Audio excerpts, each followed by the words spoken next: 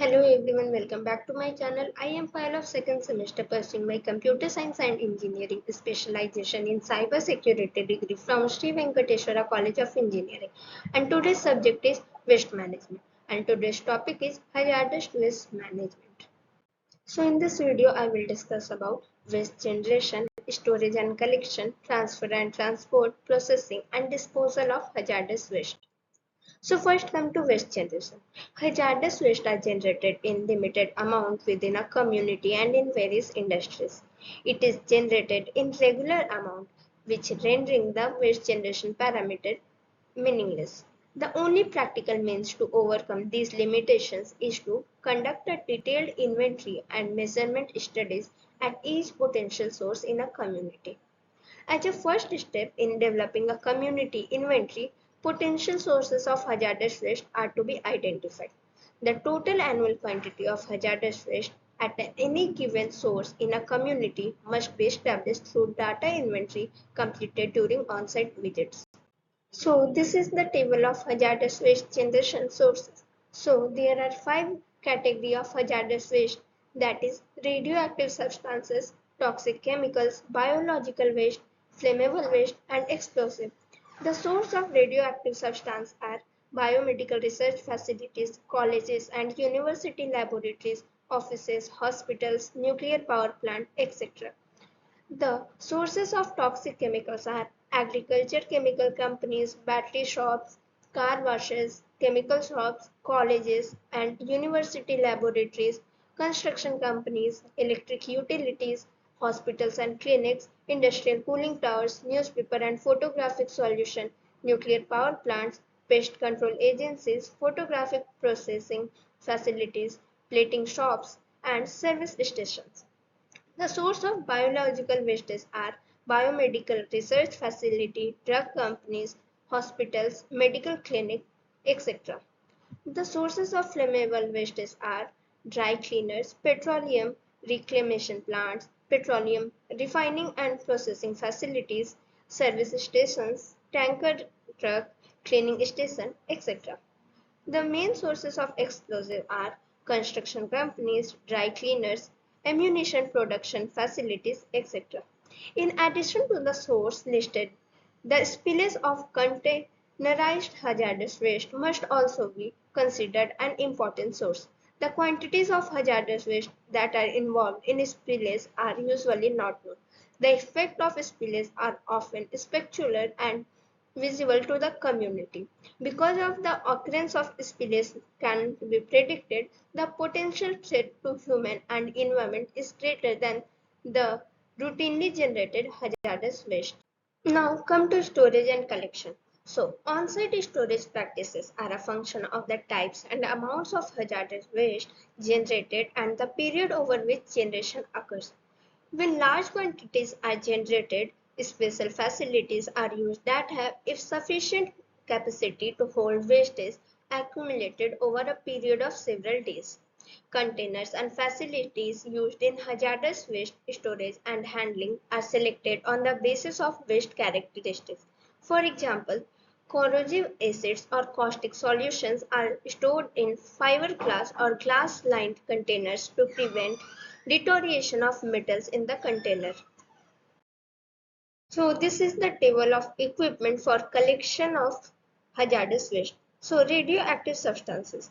The equipment used for these wastes are various types of trucks and railroad equipments depending on characteristics of wastes, special marking to show safety hazard, heavy loading equipment to handle concrete encased lead containers, toxic chemicals.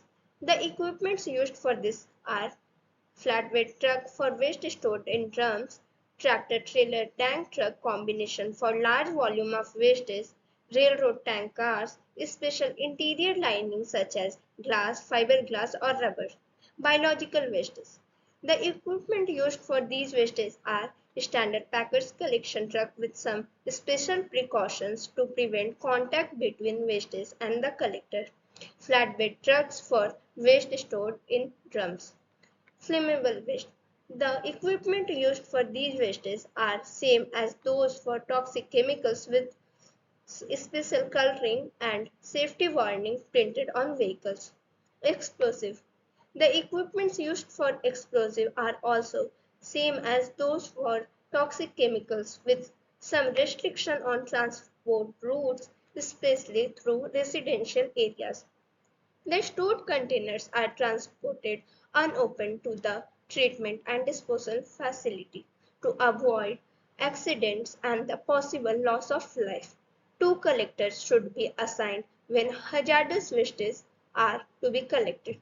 The equipment used for collection vary with the waste characteristics and the typical collection equipment are listed here. Now come to transfer and transport. The economic benefit derived by transferring smaller vehicle loads to larger vehicles as discussed for non-hazardous solid waste are equally applicable to hazardous waste. The facilities of hazardous waste transfer station are quite different from solid waste transfer station.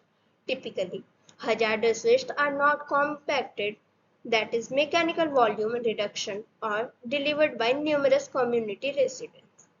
Instead, liquid hazardous waste are generally pumped from collection vehicles and sludge or solids are reloaded without removal from the collection containers for transport to processing and disposal facilities. It is unusual to find a hazardous waste transfer facility where waste are simply transferred to larger transport vehicles. Some processing and storage facilities are often part of the material handling sequence at a transfer station. For example, neutralization of corrosive wastes might result in the use of a lower cost holding tank on transport vehicles. As in the case of storage, great care must be exercised to avoid the danger of mixing incompatible wastes. Now come to processing. Processing of hazardous waste is done for purpose of recovering useful materials and preparing the waste for disposal. Processing can be accomplished on-site or off-site. The variables affecting the selection of processing site include the characteristics of wastes, the quantity of wastes, the technical, economical, and environmental aspects of available on-site treatment process and the availability of the nearest off-site treatment facility. For example, haul distance, fees, and exclusion. The treatment of hazardous waste can be accomplished by physical, chemical, thermal, or biological means. The physical, chemical, and thermal treatment operations are most commonly used for the treatment of hazardous waste. Now, come to disposal of hazardous waste. So, regardless of their form, that is solid, liquid, or gas, most hazardous waste is disposed of either near the surface or deep burial. Disposal of a large quantity of hazardous waste are not suitable due to the following reason. Possible percolation of toxic liquid waste to the groundwater, dissolution of solids followed by leaching or percolation to the groundwater, dissolution of solid hazardous waste by acid leachate from solid waste followed by leaching or percolation to the groundwater.